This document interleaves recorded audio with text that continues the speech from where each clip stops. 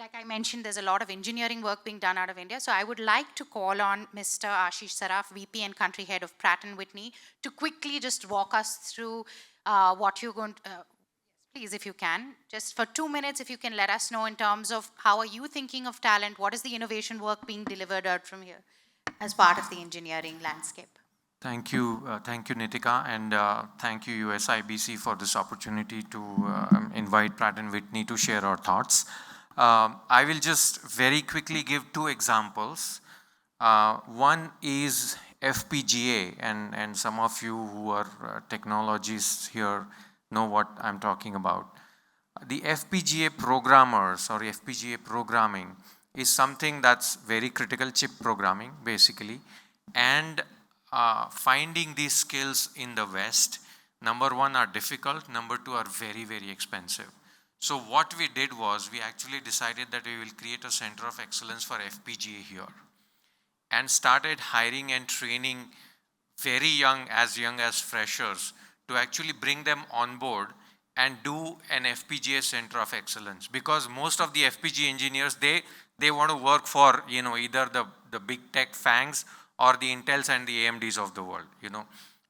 Nobody wants to work in aerospace, you know, that's the last priority they will have specifically. So what's our option? We wanted to actually create those skill sets, and the skill set is plenty and trainable. So we were actually very successful in actually creating those skill sets and a center of excellence around that, where the chip programming, which is such core of many avionics and other control systems of an aircraft, and pretty much every single thing that's controlled by software these days, that we were able to create these COE here, and it's actually a skill and a competency that's used worldwide, you know, from right here.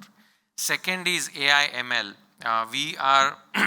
We have about 67,000 customers that are using over 90,000 engines in the world. I'm happy to share that we are almost approaching 100,000 engines in the field, which in itself is a great accomplishment. But these customers keep having a lot of problems, you know, and one of the most critical problem is, we call it IFSD, in-flight engine shutdown.